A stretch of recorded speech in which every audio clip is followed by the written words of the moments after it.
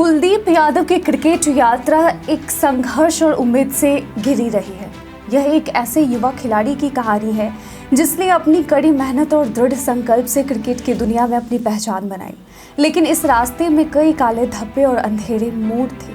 कानपुर के एक छोटे से शहर से निकलकर क्रिकेट के बड़े मंच तक पहुंचने का सपना देखना आसान नहीं था। कुलदीप यादव के लिए शुरुआती दिन बेहद मुश्किल थे।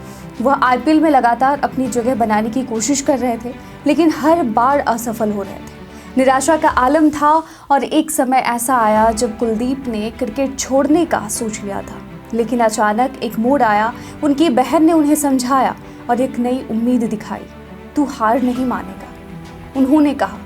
उनकी बातों ने कुलदीप में एक नई जान डाल दी। उन्होंने क्रिकेट छोड़ने का ख्याल मन से निकाल दिया और फिर से मैदान पर वापसी की। उन्होंने अपनी मेहनत और दृढ़ता से साबित किया कि वह इस खेल के हकदार हैं। यह उनकी यात्रा का शुरुआती हिस्सा था। आईपीएल में अच्छा प्रदर्शन करने के बाद उन्हें भारतीय क्रिकेट टीम में खेलने का मौका मिला, लेकिन यह कहानी इतनी सीधी नहीं थी। कप्तान विराट कोहली को कुलदीप पर विश्वास नहीं था। वह उन्हें टीम में शामिल करना नहीं चाहते थे। इस पर कोच अनिल कुंबले और कोहली के बीच बहस भी हुई।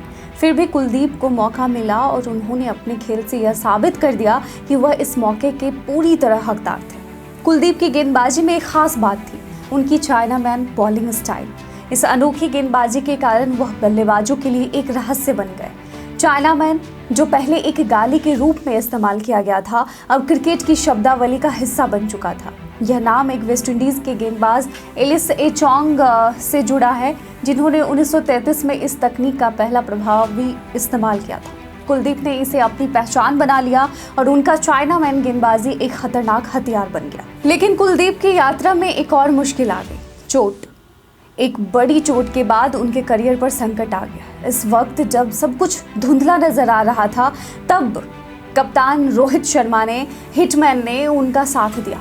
रोहित ने कहा, जब तू वापसी करेगा तो मुझे तुझमें वह बदलाव देखना है जो मैंने तुझे गेंदबाजी के बारे में बताया। रोहित के इस विश्वास ने कुलदीप को नई ऊर्जा दी और उन्होंने अपने खेल में उस बदलाव को लाकर शानदार वापसी की। अब कुलदीप सिर्फ एक स्पिन गेंदबाज नहीं थे, बल्कि उनकी गेंदबाजी अंतिम 10 ओवरों में मैच का रुख बदलने का साधन बन चुकी थी। रोहित शर्मा ने उन पर भरोसा किया और उन्हें डेथ ओवरों में गेंदबाजी का मौका दिया। कुलदीप ने इस चुनौती को पूरी तरह से स्वीकार किया और साबित किया कि वह इस जिम्मेदारी के हकदार हैं। और आज कुलदीप यादव एक स्टार गेंदबाज हैं। आईसीसी चैंपियंस ट्रॉफी के मुकाबले में भारत की तरफ से सबसे ज़्यादा विकेट लेने वाले दूसरे गेंदबाज कुलदीप यादव हैं। और उनका सफ़र हमें यह सिखाता है कि अगर आप संघर्षों और मुश्किलों के बावजूद अपनी मेहनत और विश्वास को बनाए रखते हैं तो कोई भी लक्ष्य प्राप्त किया जा सकता है। उनकी कहानी न केवल क्रिकेट प्रेमियों के लिए प्रेरणा का स्रोत है, बल्कि यह हमें बताती है कि हार के बाद वापसी और विश्वास के साथ हर मुश्किल को पार किया जा सकता है। तो क्या आपको विश्वास था कि कुलदीप यादव इस टूर्नामेंट में अपनी स्पिन गेंदबाजी से कमाल दिखा पाएंगे और इस चैंपियंस ट्रॉफी को हासिल करने में अपना योगदान दे पाएंगे? अपना जवाब हमें कमेंट सेक्शन में लिखकर ज़रूर बताइएगा। हमें आपके कमेंट का इंतज़ार रहता है। आज के वीडियो में बस इतना ही। धन्यवाद।